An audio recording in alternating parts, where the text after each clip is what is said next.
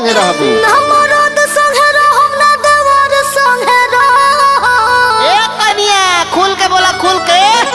अरे दिलवा के दर्द दैयो रबे से कहो।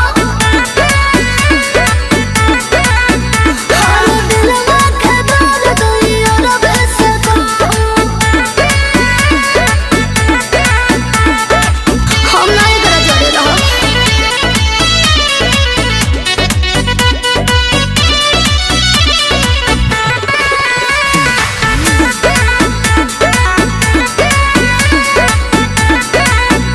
हर का परेशानी बतावना। अच्छा झूठो के लफड़ा बढ़ावना।